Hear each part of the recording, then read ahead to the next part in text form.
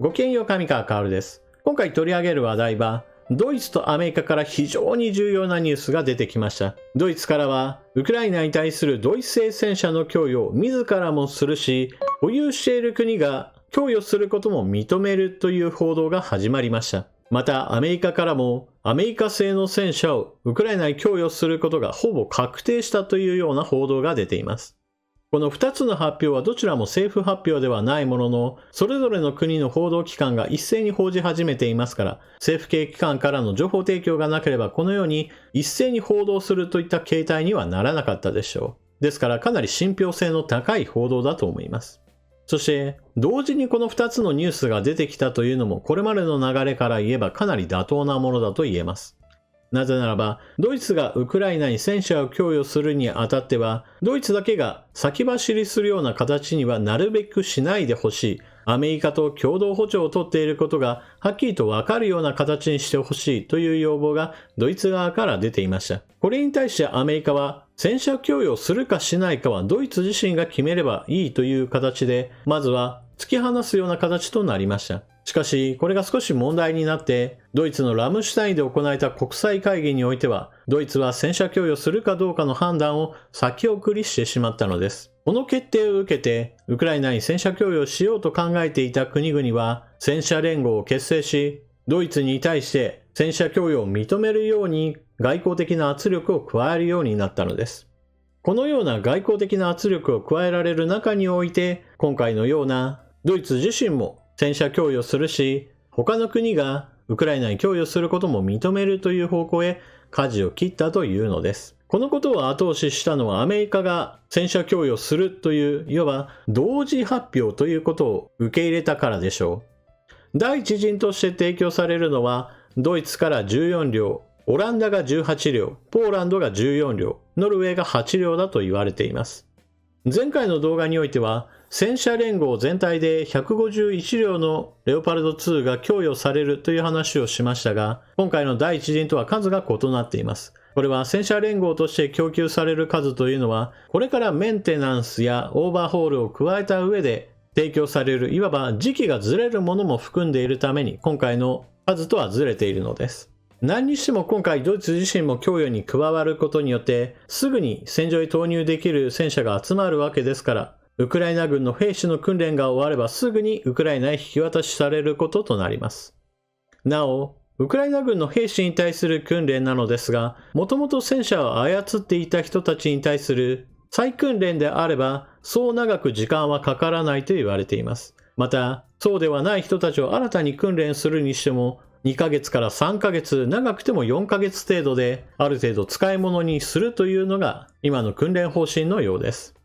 ちなみに、イギリスのチャレンジャー2の場合だと3ヶ月程度で訓練を終えて、ウクライナ軍の兵士たちも使いこなせるだろうというのがイギリスの見方として報道されています。何にしてもドイツが供与を認めるということで、ドイツ以外の国々が保有しているレオパルト2戦車もウクライナへ渡る道が開けました。これによってウクライナ軍の陸上戦力がかなり整備されるのは間違いありません。では、アメリカの MR エイブラムス戦車についてはどうでしょうか。こちらの方は、すぐには戦力にならないと考えられています。ポリティコの報道によると、今回のアメリカの供与の形なのですが、これまで見られたような大統領権限に基づく、米軍の保有している兵器をすぐに渡すものではなく、ウクライナ支援基金のお金を利用してメーカーに対して整備した上でウクライナに供与するという方向を取るそうです。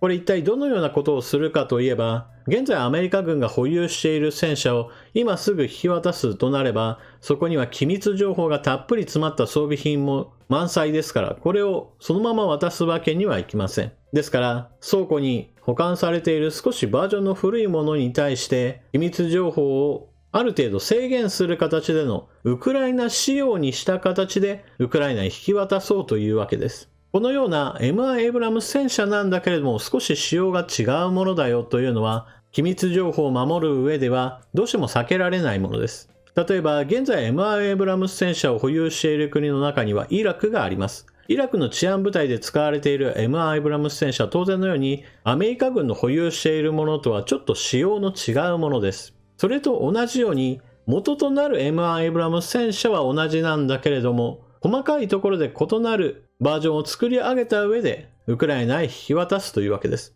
このような仕様変更にかかる時間として半年程度はかかるかもしれないという報道記事となっていました。ですからアメリカの戦車供与の話というのはさあ今すぐウクライナ軍に対する戦力増強だという話ではなく、ドイツが OK するよということを後押しするための政治的な発表だと言えます。もちろん時間がかかったとしても最終的に戦車が到着するのであればそれは全く問題ないことです。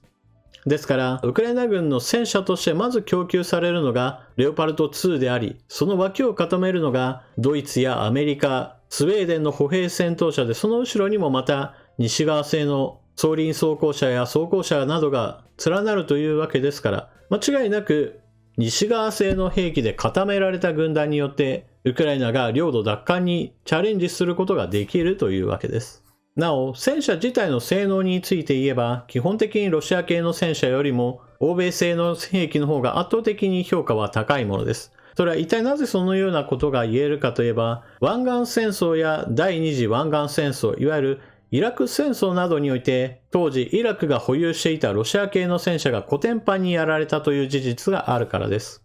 この当時イラクが保有していたロシア系の戦車は性能をダウングレードしたものだと言われています。しかし、基本設計そのものが全く違うものではないので、戦闘結果として圧倒的に欧米製の兵器の方が優れていて、ほとんどワンサイドゲームのような形でイラク軍の保有していたロシア系の戦車が撃滅されていったという事実があります。ですから圧倒的に欧米製戦車の方が優れていると言えるのです。そして戦車がなぜこれほど重要かといえば、戦車の天敵がウクライナの戦場においてはほとんど姿を見せられなくなっているということを挙げなければなりません。一時期戦車不要論というものが唱えられるようになりました。その理由というのはミサイルの発達です。戦車は戦車同士の戦いではなく、空から飛んでくるヘリコプターや戦闘機から放たれるミサイルに次々と撃破される可能性があります。ですからそれらの航空兵力が強ければ強いほど戦車は無力化されてしまい、戦車なんてなくてもいいじゃないかという話が強くなっていったのです。じゃあ今のウクライナの戦場の空はどうなっているか。上空を見上げた時に飛んでいるのは小型ドローンや突撃型のドローン、そして巡航ミサイルといったようなものばかりです。戦闘ヘリや戦闘機が飛び回っているという光景はほとんどありません。なぜそのようにして戦車にとっての天敵のようなものがほとんど姿を見せていないかといえば、歩兵が携行できる地対空ミサイルが発達して、プラスアルファ大型の地対空ミサイルも両軍ともに健在であり、ほとんど航空機による攻撃といったものが主体にはできないという問題があります。当初はロシア軍は戦闘ヘリを大量に投入してウクライナ軍の戦車を一掃しようとしました。ところが歩兵の持っている地対空ミサイルで次々と戦闘ヘリが撃墜されてしまったためにウクライナの空はほとんど飛べないということが分かったのです。そのため両軍そうなのですが、戦闘ヘリの場合だと前線に行く前にちょっと遠いところから上向きにロケット弾を放つような、これまで想定されていなかったような使い方しかされていません。低空飛行していて戦車を見つけ次第1両2両3両4両と撃破しつつ陣地攻撃を加えるなどといった大活躍は全くできないのです。また大型ドローンなのですが、地上観測に非常に役立っているドローン、トルコのバイダクタル TB2 などは前線から離れたところからも戦場の様子をつぶさに観察し、その情報を味方に伝え正確な砲撃を支援することができます。しかし大型ドローンも全く同じことなのですが、やはり歩兵が持っている地対空ミサイルの脅威を恐れて前線にはほとんど出てこないのが現実です。その他戦闘機なども大型の地対空ミサイルの餌食になる可能性がありますから、全く戦場の前線までは出てこないという現象になっています。そのため地上戦力同士の戦いが非常に重要視される。だからこそ戦車が重要だというわけです。従来であれば戦闘ヘリや戦闘機の餌食になるから戦車はそれほど重要ではないと考えられていたのですが、ウクライナの戦場においては戦闘ヘリや戦闘機が隠れるような場所は全くないような状況で、歩兵の持っているものも大型の対空兵器についていっても健在であり、ほとんど姿を見せられなくなっている。であるからして領土奪還のためには戦車を先頭にして攻撃していくというのが重要なわけです。これからウクライナ軍の兵士たちの訓練が始まり、そして実際に引き渡されて、欧米製の兵器で固められた部隊というものが次々と誕生することでしょう。ですから、実際に領土奪還の本格化には、まだ数ヶ月の時間差はあります。そこまでの間、ウクライナ軍がよく守りに守って、ロシア軍の攻撃を跳ね返した状態で、欧米製の兵器による反撃作戦を実行できるようになれば、おそらく今年はもっと多くの領土奪還を果たすことができるでしょう。そのような展開が続けば、ロシア軍の死傷者はさらにうなぎ登りとなり、ロシアの国内世論も大きく変動するかもしれません。今回のドイツ発、アメリカ発の2つのニュースはそのような未来にかなり大きな影響を与えるものとなるでしょう。というわけで今回の動画はここまで。最後までご視聴いただきありがとうございました。チャンネル登録していない方はぜひともチャンネル登録していってください。そして動画を見終わったら評価ボタンのクリックとあなたの感想コメントよろしくお願いします。それでは次の動画でまたお目にかかりましょう。またね。